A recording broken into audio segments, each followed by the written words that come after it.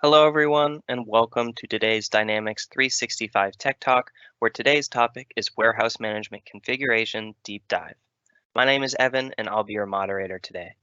We are broadcasting this web conference through Teams Live events, and the audio can be heard through your device speakers. Today's web conference is being recorded on behalf of the Microsoft Corporation, and by participating in the session using Microsoft Teams, your name, email address, phone number, and/or title may be viewable by other session participants. If you do not consent to being a part of a recorded session, please disconnect at this time. The recording will be available on the Tech Talks Community Dynamics page within 5 business days. If you have questions for the presenters or need support, please use the Q&A panel located on the right side of your screen. Our presenters will be responding to your questions throughout the event. Thank you for your patience during these announcements. Now let's get started. Presenting for us today from Microsoft, we have Nicole Gum, Senior Program Manager. Nicole, over to you.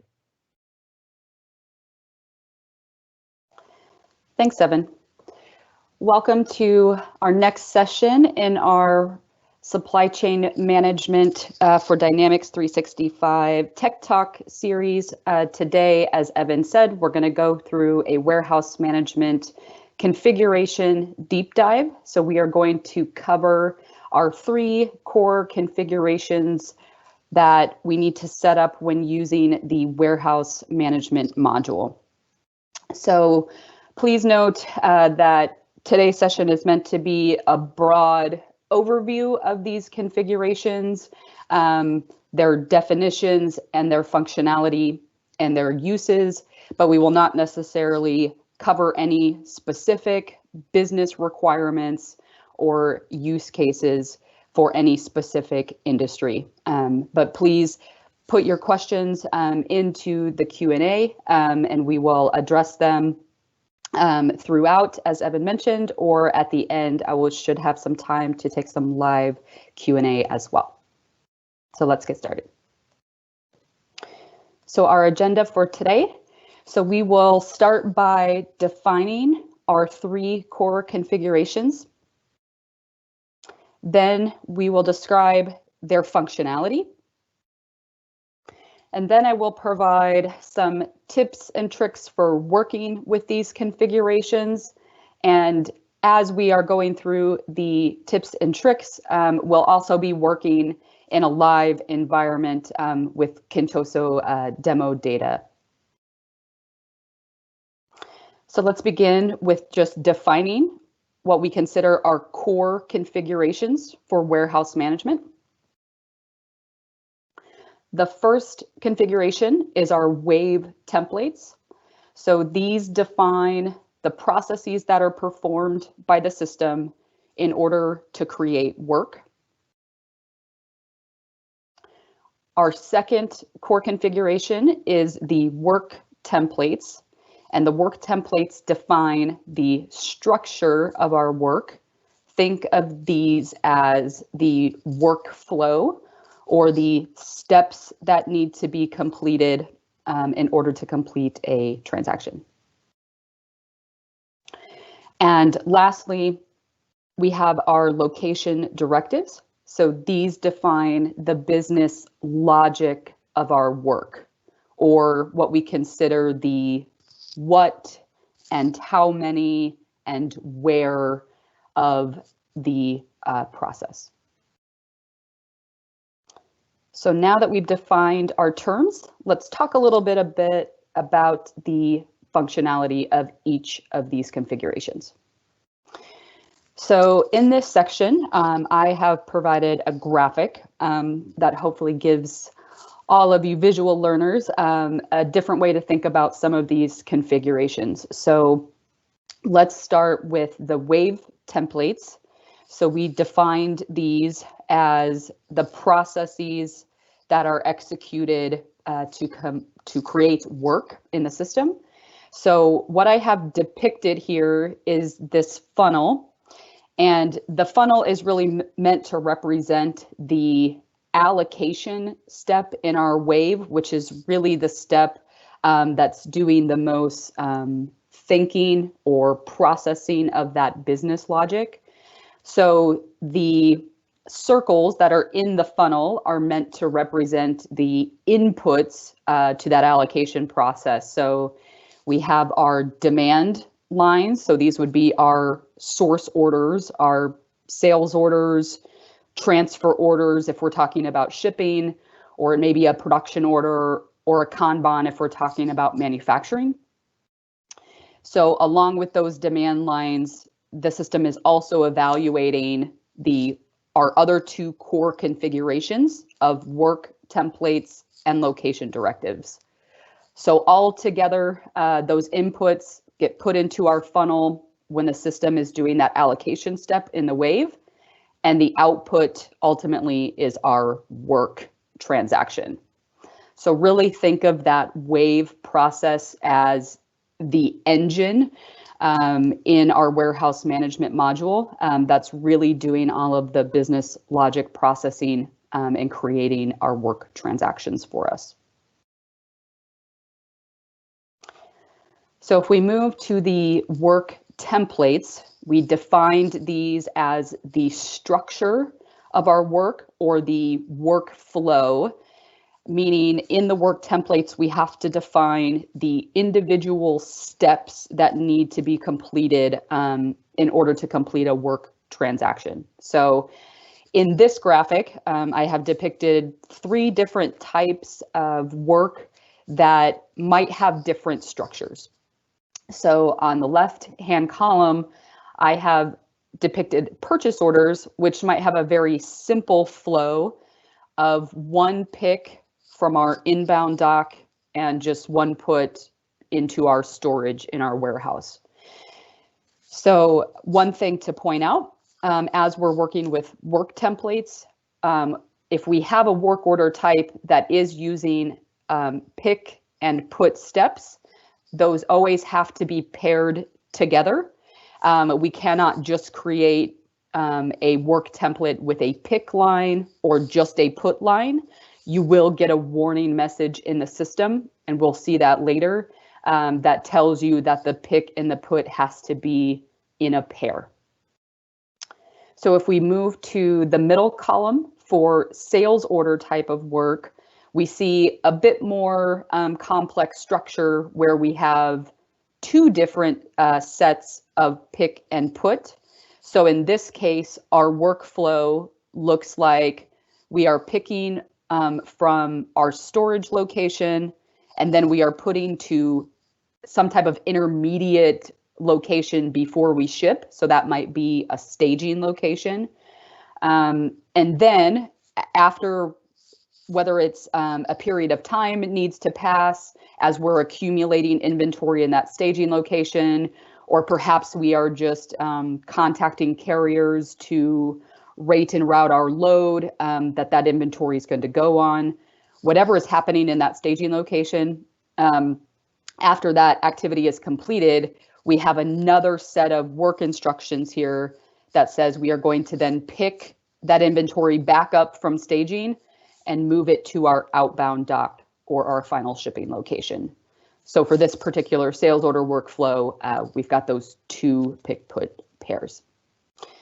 And then on the right-hand column, I included cycle counting because this one is not a work type that uses the pick and put structure. It actually just has a single line of work type counting to define that activity.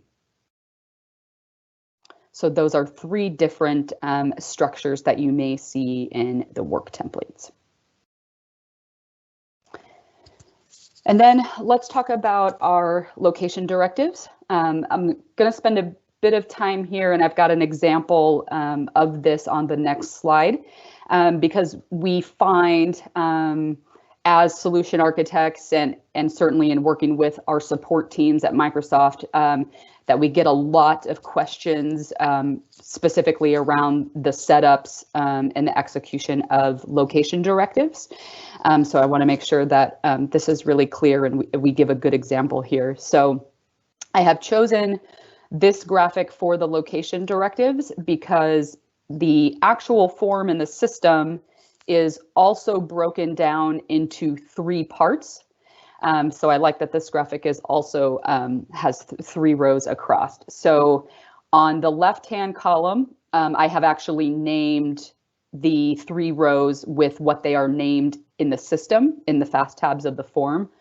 So at the header level or in the top of the grid, we have the location directives. And in the graphic on the right-hand side, I have described the particular business logic that is happening in that section. So when we look at the header, it is defining the what for our process. What are we doing with this location directive? When we move to the middle part of the grid, which is our lines fast tab in the form, we are then defining how many, so the quantity and which units apply to this location directive. Then as we move to the bottom of the grid, which is our location directive actions fast tab in the form, in the system, that is then defining the where of our business logic. So I'm going to give an example of this that might help clarify a bit further. So in the example, I have moved that business logic descriptor to the left-hand side so that we can keep that in mind, and then put an example into our graphic. So let's talk through how this might work in our example. So at the header, we've got the what of the location directive. And in this case, this is an example from a sales order type of work, just to clarify. So what I am telling the system, what I am doing is a pick from warehouse 61. That's the what of my header. And then as I move below, another reason that I liked this particular graphic for this example is because it does show that we have this hierarchical relationship between the parts of the form. So between the header and the middle grid here, we have a one-to-many relationship. And then between the middle grid and the bottom grid, we have another one-to-many relationship. So it's very important when we talk about the sequence number that is identified in the middle and bottom sections, that's very important, and I've included that in the example here. So if we start with our what of the pick from warehouse 61, and then we move into our 2 sequences that could happen in the middle grid, which is defining the how many. So our quantity as well as our units that quantity applies to. So I have told my directive here in the example that the first sequence that I want you to evaluate is if I have between 0 and 2 full pallets of inventory that I need to pick, meaning that whatever quantity is on my sales order line, the demand, is converted into 0 to 2 full pallets of inventory, then I want it to look at the where in the bottom of the directive and direct the user to go to a floor location only. That's the only place I want them to be directed to. So let's say that my item that I'm picking on my sales order has a unit conversion of 100 eaches to 1 full pallet. So if I am picking only 75 units that are on my sales order line, then that first sequence that I just went through in the example does not apply because I do not have at least 100 units to make 1 full pallet. So in that example, we would be directed to the other part of this hierarchy when we get to the how many part of the directive in the center. It does not meet the criteria for a full pallet. So we move to the second sequence, which basically says if it's any quantity, so I've put just 0 to a very open-ended number of 9,999,999 eaches, then my 75 units from my example fall in this category now. So now I can come down to the where do I pick those 75 units from at the bottom grid.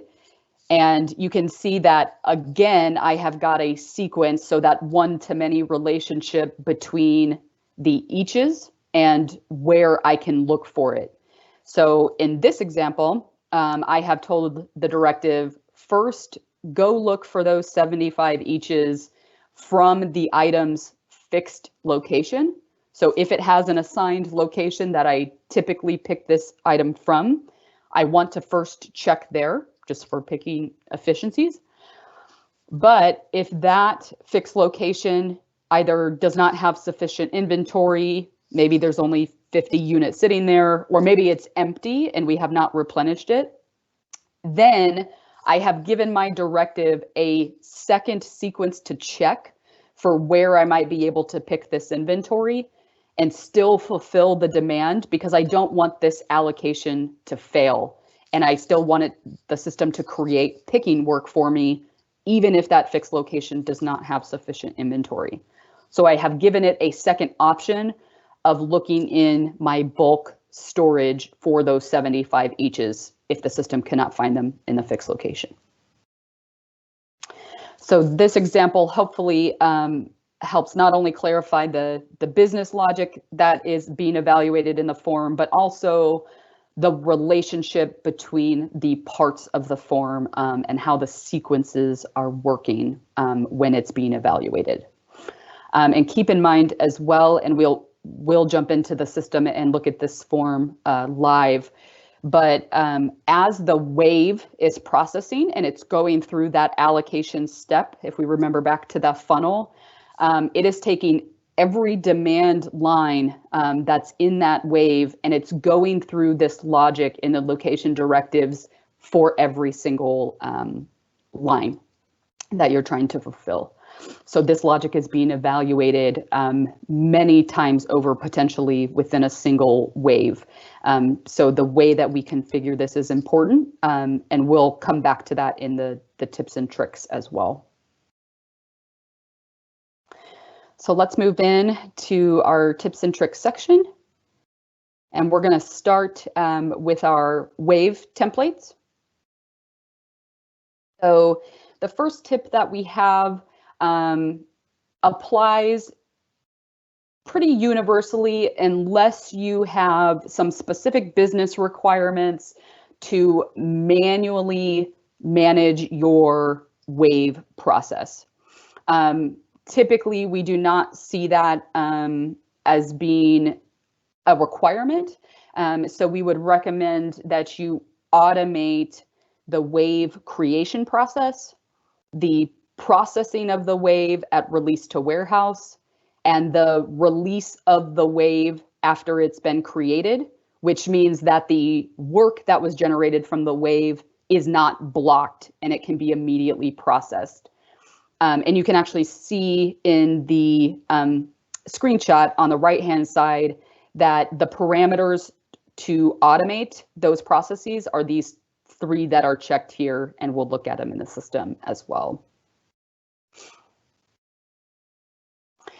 And the second one alludes to what we were just talking about with the location directives and how they are evaluated for every single demand line that you have in your wave. So that's all happening in that allocation step, that funnel that we showed earlier. So because that is potentially a really heavy performance task on the system, we do have the option to parallelize that allocation step in the wave. And again, you are not able to do this if for some reason you have a business requirement where you are manually managing and releasing your waves. However, if you can put your waves in a batch process, we would enable that and then allow this particular step. So it's just one of these methods that's being done within the wave process. But again, it's the most heavy lift on the system to execute. So for this particular step, we are able to configure parallel tasks or multi-threading, you may hear it referred to as well, so that you can gain some efficiencies in the processing time of the overall wave. And then one more tip here for the wave templates is maybe less common, but still very useful. So if you are using what I called the add-in tasks here, or basically the non-standard methods in the wave, so that would be our containerization or replenishment, that you can go in to the wave processing method setup and make this task repeatable, which allows you to add it to the wave processing methods more than one time. So that way, if you were doing an automatic, containerization process, perhaps for packing, that the system is able to evaluate multiple different containerization templates instead of just one. Because if you do not make these methods repeatable, you can only add them to your wave once, which then means you can only link them to their corresponding templates once as well. So if you've got multiple criteria, say you need to create boxes of inventory from loose eaches, but then also create full pallets from those boxes, then I would need a containerization method in my wave twice to evaluate how do I create boxes and then how do I create pallets. So if I'm only able to put that method in once, I would not be able to accomplish that auto containerization requirement for boxes and pallets. All right, so let's take a look at the system and we'll go through each of those tips.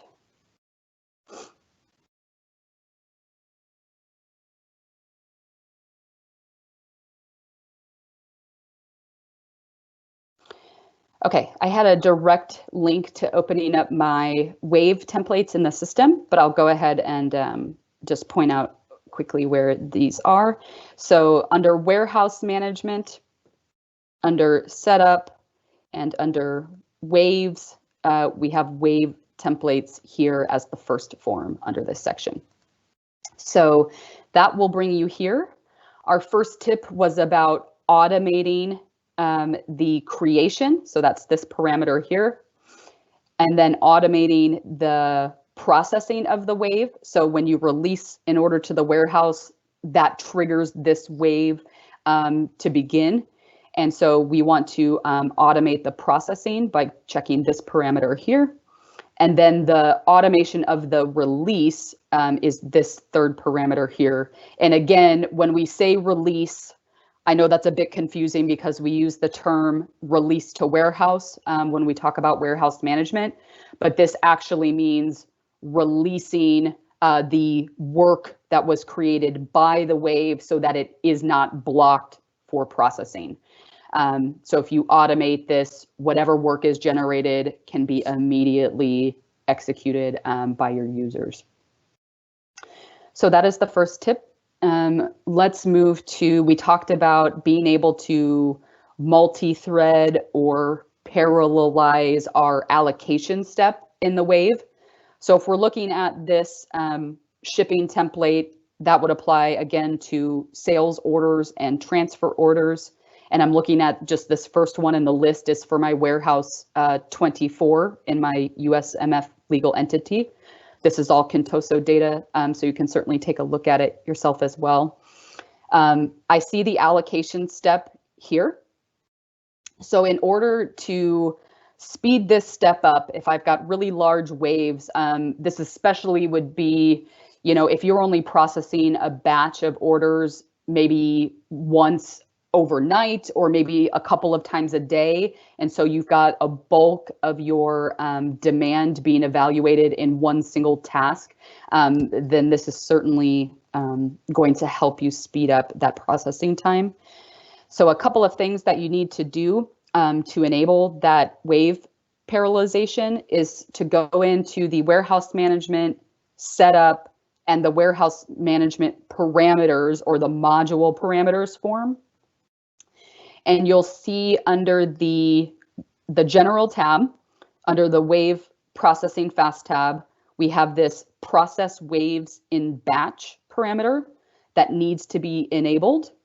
And when you enable that, you can also select the default wave processing batch group here that would be used.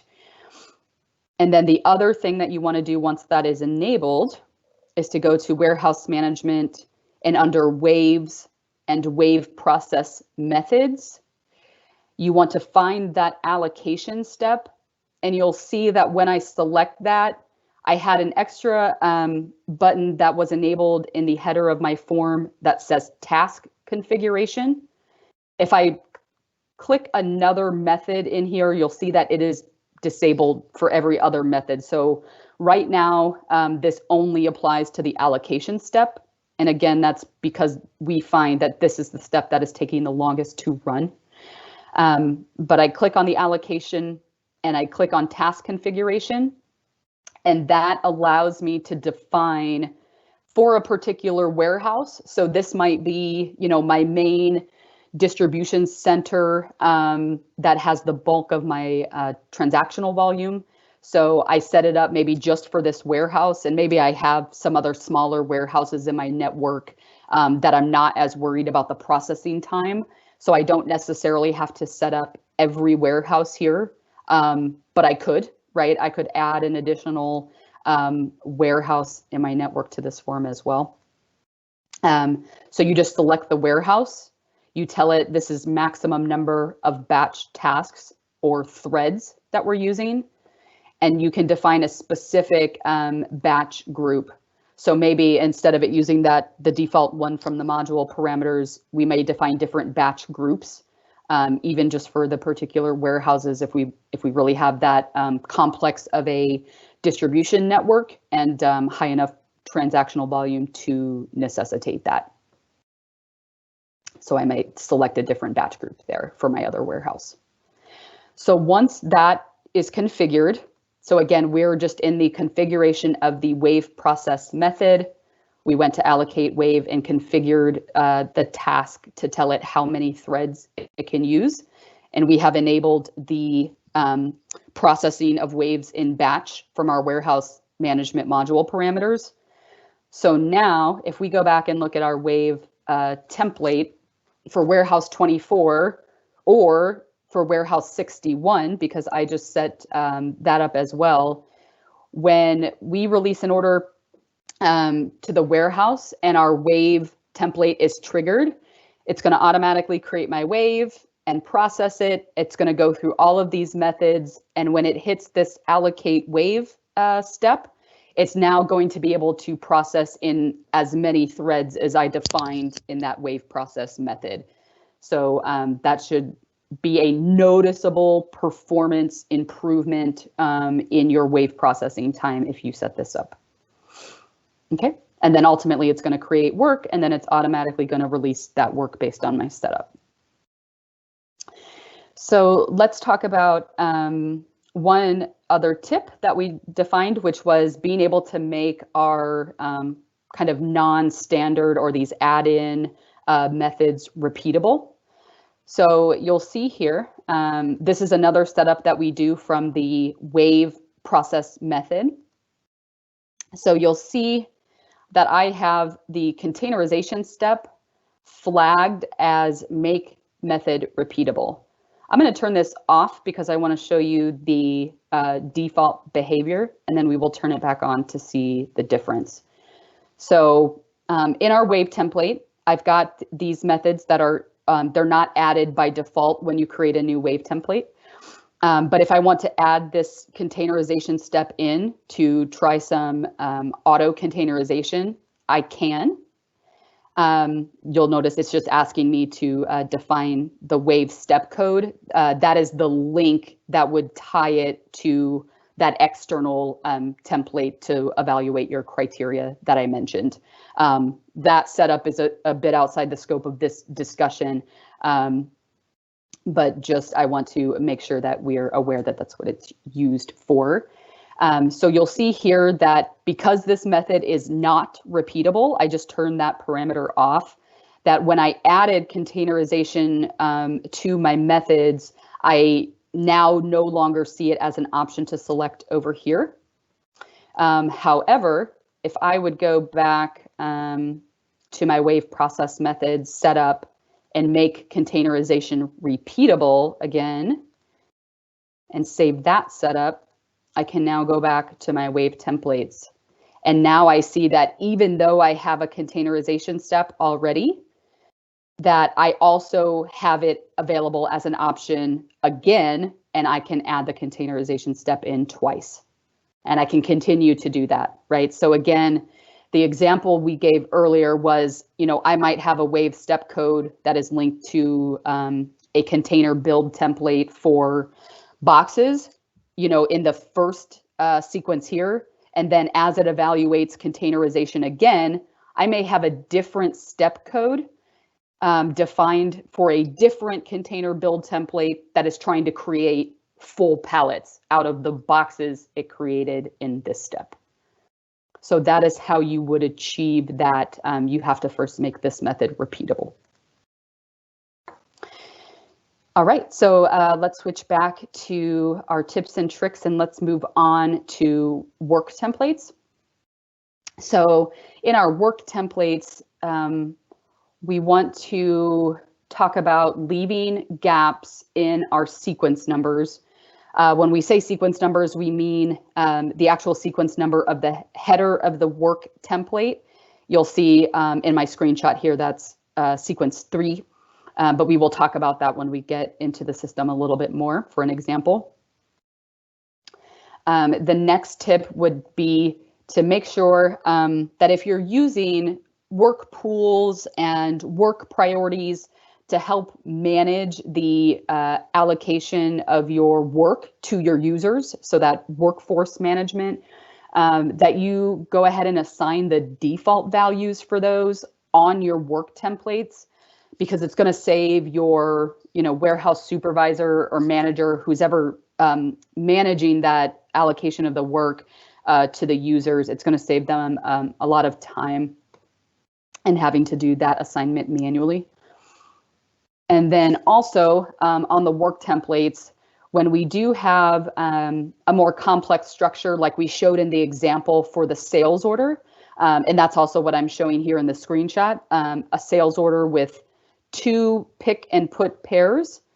So we've got a staging activity or an intermediate location that our workflow is going to before we ultimately put this to the final location, that we have this stop work flag that we can check to basically direct the workflow on the actual warehouse mobile application.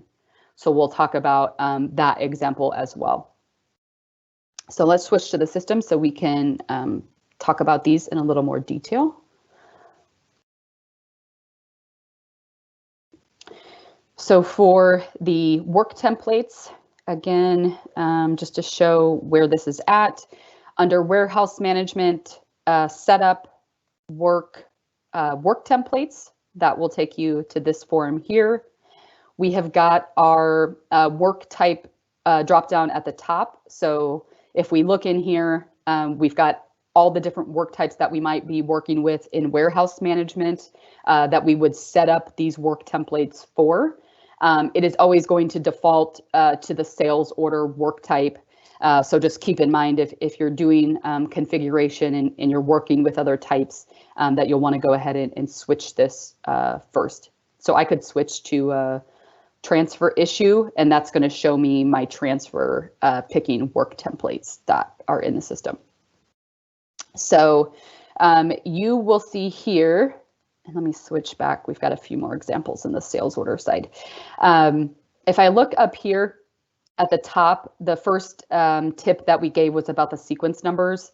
You'll see that we've got 6, 8, 9, 10, 11. We don't really have a gap in the sequence numbers. We do have a gap between 6 and 8. There's only one number there, but no gaps between 8, 9, 10, 11. As you start to create work templates for the same type of work, so for sales orders, the system is just going to automatically, create. So if I click new here, it's going to give me the next number in the sequence. And while you can leave it like that, the problem with it is that if I need to create a new template that needs to be sequenced between some of these other templates. So if I look at, so I've got for warehouse 51, I've got to pick shipping, and I've got to pick to stage. If I were creating a new work template that needed to be evaluated in between these two, so I've got some particular criteria that I wanted the system to evaluate after this one and before this one, then I wouldn't have the ability to do that without resequencing all of the templates that are here. So that is why we suggest that you put the gaps in the sequence numbers. So if right now I've got through 10, so I can't start with 10, but if I were to start with, let's say 15, and I leave a gap of 5, so maybe I go by 5, so the next one would be 20, and then I would have 25, right? And I could go through, and if all of my sequence numbers looked like this, 10, 15, 20, 25, now if I have that same requirement of needing to create a new template for warehouse 51 that needs to go between 20 and 25, I now have a gap to do that. I could create a template that is, say, 22, and that could be, 51, we'll just call it test. And now that can go between 20 and 25 because I left myself a gap in the sequence numbers. And the reason that that's important is because unlike, even the line section of this form, you'll see we've got move up and move down arrows. We do not have those at the header level. So you cannot just create a new template, let it assign the next sequential number, and then move it up and down in your list. This is really kind of the workaround for that. So leave yourself some gaps in the sequence numbers. And then this is especially important, it shouldn't apply so much after you're live or in later stages of your implementation, but certainly early on as you're in design and you're configuring and testing the system, you are probably going to be setting up multiple of these and needing to try and test different setups. So it's important that you give yourself some space here in these sequence numbers. Okay, and then we talked about the work pools and work priority defaults. These are definitely useful. We recommend that you use them, especially if you're in a paperless picking environment, which we would certainly recommend not only to save a few trees and help our environment, but also because the warehouse mobile application is specifically designed to be run paperless from a handheld device. So if you are doing that, then you have probably got some system directed or system grouping mobile device menu items set up, and the work pools and the work priorities are going to help you as a warehouse supervisor or your users to know, which work pool are they working in, or which pieces of individual work have the highest priority and need to be done first. So these give you options for when you're assigning or allocating those open pieces of work to your workforce. So you'll see I don't have very many work pools configured in the demo data, but if I assign this web shop work pool to my work template, then every time that the system creates work using this work template, it is going to also assign at the header level of the work this work pool ID. And so now my users would essentially be able to sign in to the web shop work pool on their warehouse mobile application and see all of the open work that needs to be done for that pool of orders. Okay, and then the work priority functions very similarly in that we can give it a default here. Maybe my default for sales orders is 20. And the way that the work priority works is it is on a scale from 0 to 100. And the lower the number, the higher the priority. So a little bit counterintuitive there. But if I would to give it a priority of 100, that does not mean it's the most important. It means it's actually the least important to the system. So we want to make sure we assign a low priority value if it's high priority to our sequencing. So here, if I've given it a value of 20, then every work transaction that's created, again, by this work template as our wave processes, then it will be assigned this value of 20. And that, just again, tells my users which particular pieces of work need to be completed first. So you want to do, your priority 10s and then 20, 30, 40, and so on. So these are also important. They can be modified. So if your work is created with these defaults, you can always go in to the open work queue and see the defaults and go ahead and change them. So I could reassign the work pool if I needed to. That is editable on the work header. I can also reassign the priority value. So if I have a standard priority for all my sales orders, that's the same. But I get an urgent call from customer service that says I've got a particular order that, needs to go out, to make sure we hit a shipping deadline, or we've got an unhappy customer and we're trying to get their order out quickly, then we can, bump up the priority. I can make this a priority 10. And now if all my other sales work is 20, then this one particular pick that I changed to 10 is going to be bumped up to the top of the queue. And the users are going to see that on the warehouse mobile application in real time as soon as I make this change. So the next open piece of work that they do will now be this priority 10. And if you're using the open work lists on the warehouse mobile app, you can sort by these priorities. So that is also very helpful for the users. Okay. And then let's switch back to the work templates just to talk about our last tip, which was the stop work flag. So if I'm looking at the work template, this is a good example here, this 51 pick to staging, because this is the example that we gave earlier in the graphic. So we've got 2 pick put pairs, and you'll see that the stop work flag is checked on this pick here.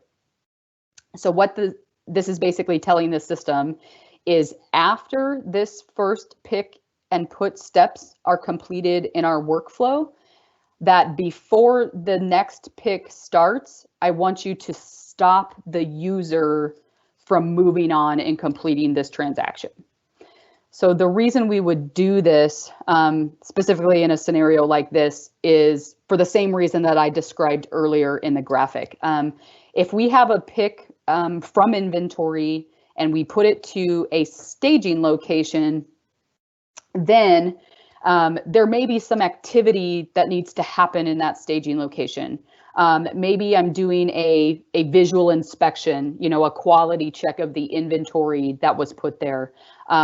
Maybe I'm waiting on some carrier information to come in, or maybe I'm just simply waiting to accumulate enough inventory to fill up a full trailer to gain some cost efficiencies on my shipping side.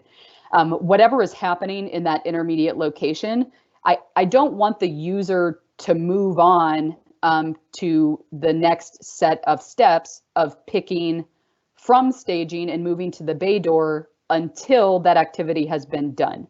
So without this flag checked, if I uncheck that, and then a work is created using this template, and the user starts to execute this piece of work on the warehouse mobile application, what this is going to look like is it's going to tell them, go pick from your location, go ahead and drop it off in staging, and then pick it right back up from staging and put it to the bay door in one set of transactional steps. And we know that, in the real world, that's really not what's going to happen.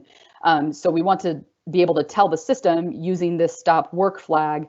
If we enable that, then we are essentially breaking this workflow and allowing there to be that pause.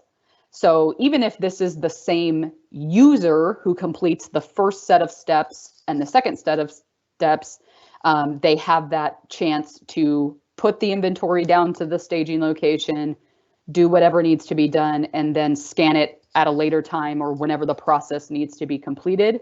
Or this could be a totally different user, right? Maybe you need to hand this off to a quality inspector, and it's actually a different person who's then going to do this movement on the second set of steps. So that is what that flag is for.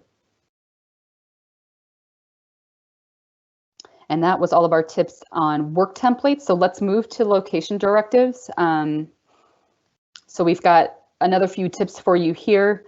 The first one is to make sure that we're not creating any unnecessary directives. And what we mean by that is for some work order types, unlike our work templates where our picks and our puts always have to be in pairs, for the location directives, the same is not true. We can create just a pick directive or just a put directive without having the pair to go with it. So the example that I put here is for the purchase order type of location directives. We do not need to create a pick directive because the system knows that the pick is always coming from the default receipt location on the warehouse, because that is where your inventory was registered in order to create the purchase order put away work. So we do not need to create a directive that says pick from, default receipt location, because that's redundant. And then we're just adding processing time to that allocation step that's unnecessary. So all you need to create in that scenario is a put for your purchase orders to tell it, once I pick it up from the receiving location, where does it go in my warehouse? And then also, we've got a multiple SKU flag. So meaning if you are working with many items in a single work transaction, you would want to set this flag to yes, but also use it in addition to a single SKU directive, or meaning a location directive that does not have the multiple SKU flag checked. And again, this is a little bit non-intuitive, but the directives that do not have this flag checked only apply to a single item. If you check the multiple SKU flag, it applies to 2 or more items, so it does not include one. So in order to accommodate both scenarios, using a single item in a transaction or having multiple items in a transaction, then you would need to set up corresponding templates that both have the single SKU, so no flag checked, and then the multiple SKU flag checked in tandem. And we'll look at that because I know that's a bit confusing.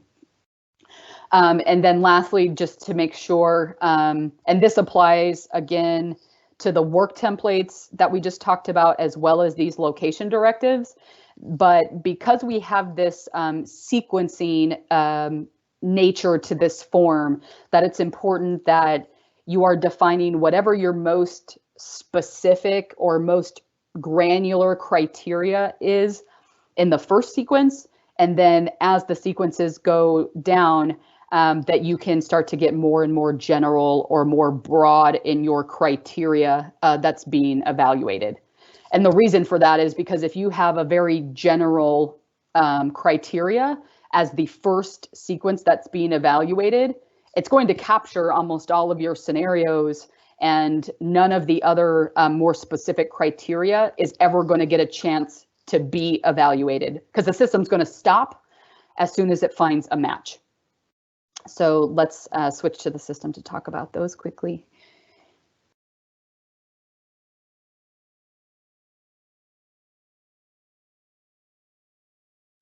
Okay, so I'm going to switch. Again, this is our setup form directly here, but under warehouse management setup, the location directives are not under a submenu like the waves and the work.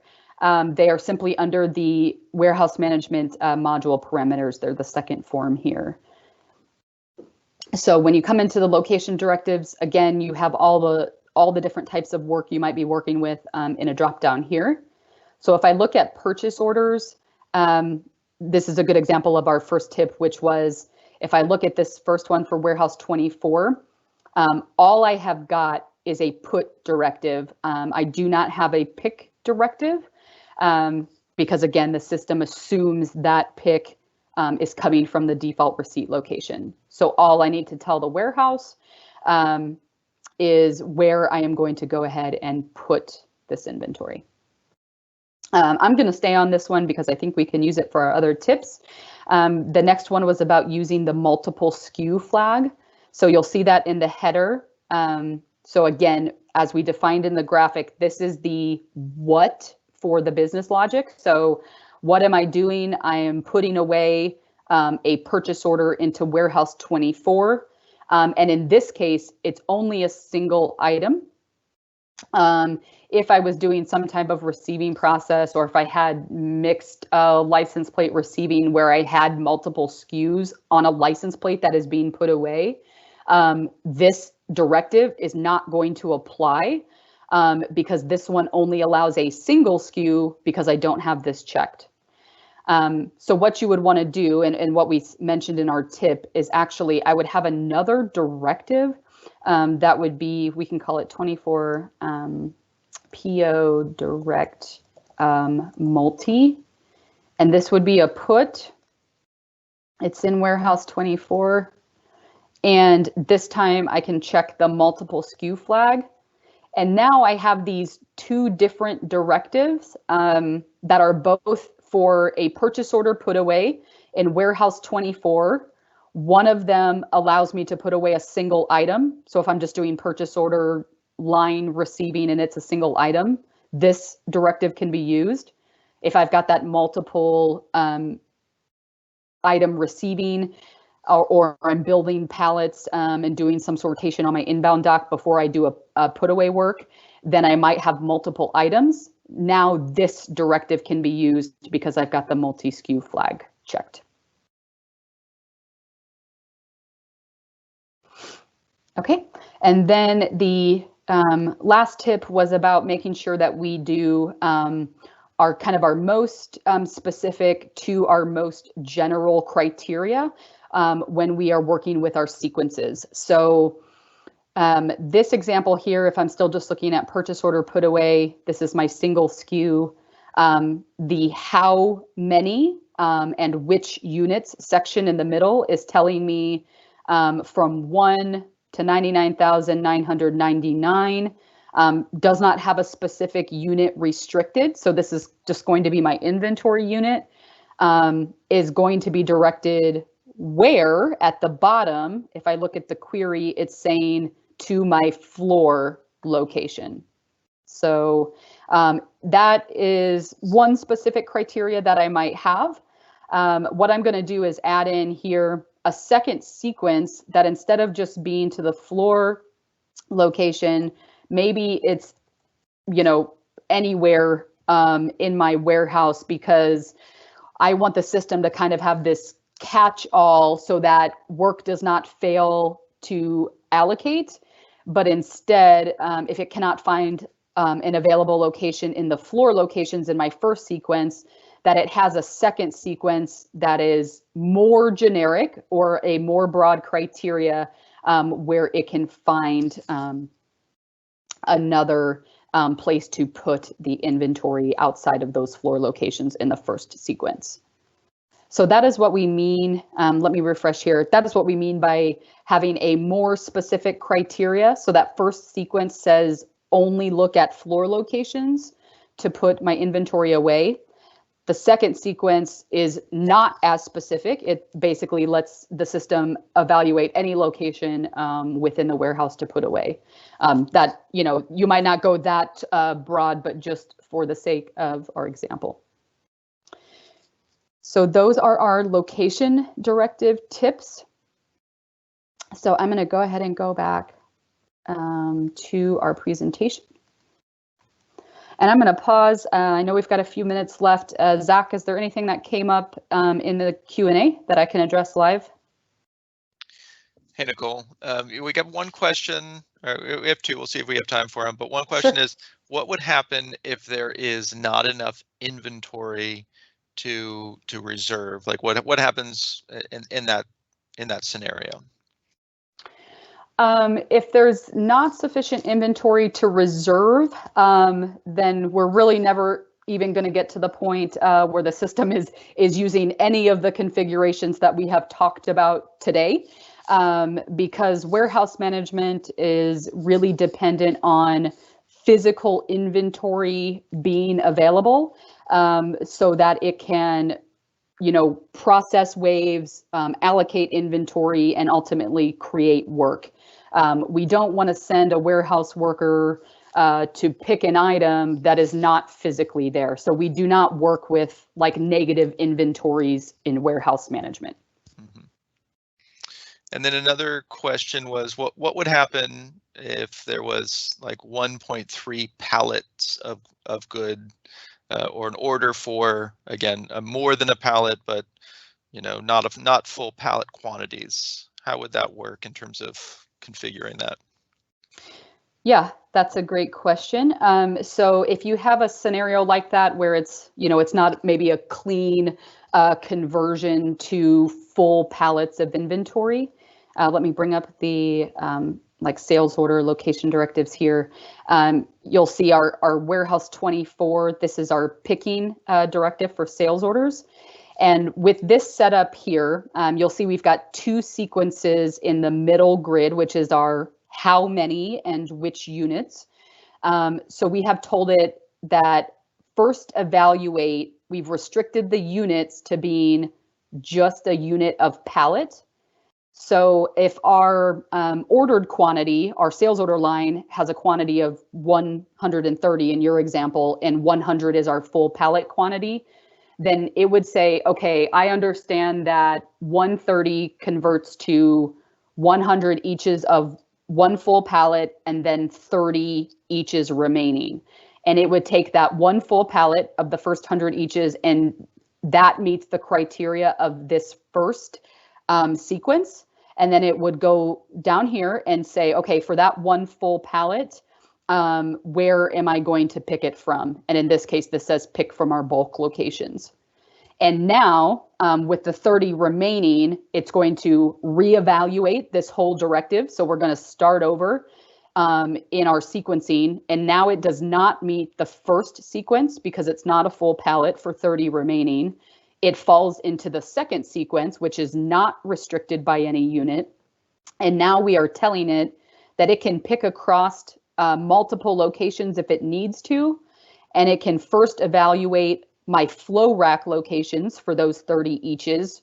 Or if my flow rack is empty, again, we have put kind of a catch-all in here so that we make sure we still create work and go ahead and look anywhere else in the warehouse outside of my flow rack locations to pick the 30 eaches.